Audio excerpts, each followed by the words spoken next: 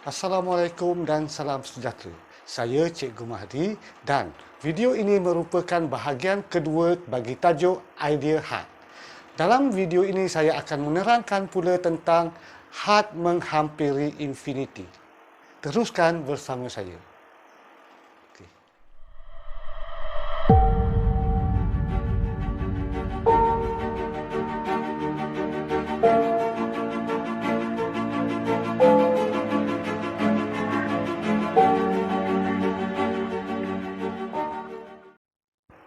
Sebagaimana yang telah saya terangkan pada bahagian pertama tajuk idea had, bahawa had menghampiri infinity mempunyai tiga petua utama. Kita mulakan dengan petua yang pertama, iaitu yang pertama, had X menghampiri infinity bagi satu fungsi di mana satu pemalar K dikuasakan dengan X. Nilai bagi fungsi ini ditentukan oleh pemalar K. Terdapat dua keadaan bagaimana pemalar K menentukan nilai fungsi ini. Dan kita pergi kepada yang pertama, iaitu yang pertama, jika K bernilai lebih besar daripada modulus 1, maka kita dapati had X menghampiri infinity bagi fungsi K kuasa X adalah infinity. Ini adalah kerana apabila K bernilai lebih besar daripada 1 dan dikuasakan dengan nilai yang berubah menjadi lebih besar, sudah tentu hasilnya turut menjadi lebih besar sehingga ia akan menjadi infinity. Saya berikan satu contoh. Had X menghampiri infinity bagi satu nilai iaitu 2 kuasa X. Apabila saya gantikan X dengan infinity, maka ia menjadi 2 kuasa infinity. 2 dikuasakan dengan nilai yang semakin besar. Sudah tentu hasilnya akan menjadi semakin besar sehingga ia menjadi infinity. Maka kita dapati ia adalah infinity. Mudah kan? Kita pergi kepada keadaan kedua, iaitu saya catatkan di sini, iaitu jika K bernilai lebih kecil daripada modulus 1, maka kita dapati had X menghampiri infinity bagi fungsi K kuasa X adalah sifar. Ini adalah kerana apabila nilai K adalah satu pecahan yang mana pengangkanya adalah lebih kecil daripada penyebutnya. Apabila dikuasakan dengan infinity, nilai penyebutnya jauh lebih besar daripada nilai pengangkanya.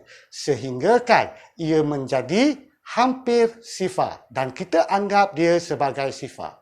Untuk menjelaskan ini, saya berikan satu contoh. Had X menghampiri infinity bagi satu nilai yang lebih kecil daripada 1 dan dikuasakan dengan X. Apabila saya menggantikan X dengan infinity, maka ia menjadi 1/2 kuasa infinity. Untuk memudahkan anda memahaminya, saya buangkan kurungan, maka ia menjadi 1 kuasa infinity per 2 kuasa infinity.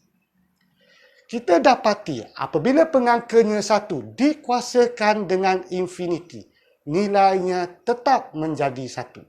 Tetapi penyebutnya 2 apabila dikuasakan dengan infinity, ia akan menjadi infinity.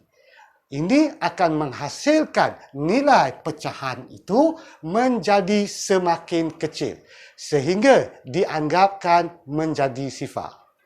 Maka, ia adalah sifar. Mudah kan? Okey, best. Sekarang kita pergi kepada petua kedua dalam had X menghampiri infinity, iaitu yang kedua, had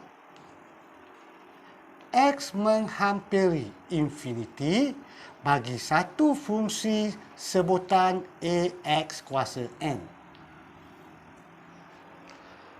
Nilai bagi fungsi ini ditentukan oleh kuasanya iaitu N. Seperti juga tadi, terdapat dua keadaan bagaimana nilai N menentukan nilai fungsi ini. Saya pergi kepada yang pertama. Iaitu yang pertama, jika N bernilai lebih besar daripada sifar, iaitu N adalah bernilai positif, maka had X menghampiri infinity bagi fungsi AX kuasa N adalah infinity. Ini adalah kerana apabila X digantikan dengan infinity, iaitu nilai yang semakin besar, sudah tentu apabila dikuasakan dengan nilai positif, nilainya akan terus menjadi besar sehingga ia menjadi infinity. Saya berikan satu contoh.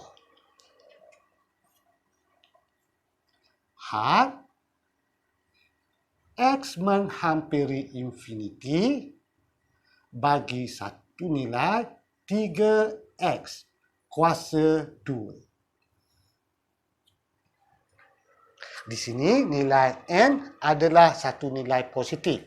Maka apabila saya gantikan X dalam fungsi ini dengan infinity, maka ia menjadi 3 infinity kuasa 2. Apabila satu nilai yang semakin besar dikuasakan 2, sudah tentu hasilnya menjadi semakin besar sehingga ia menjadi infinity. Maka jawapannya adalah infinity. Mudah kan? Seterusnya saya pergi ke keadaan yang kedua, iaitu saya buat di sini yang kedua, iaitu jika N lebih kecil daripada sifar, iaitu N bernilai negatif, maka had X menghampiri infinity bagi sebutan AX kuasa N adalah sifar.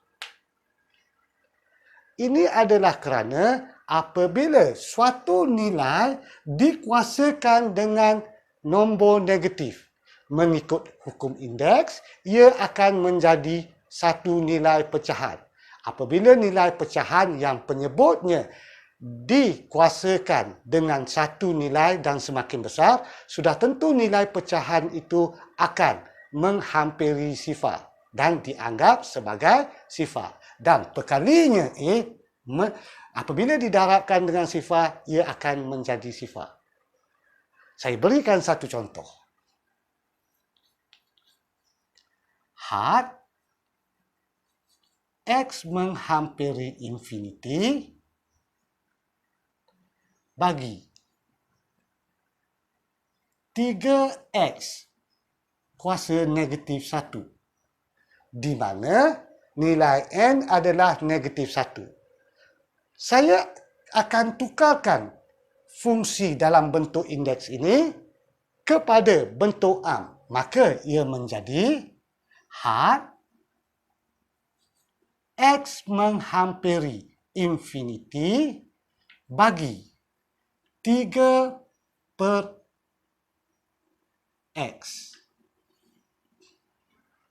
Boleh kan?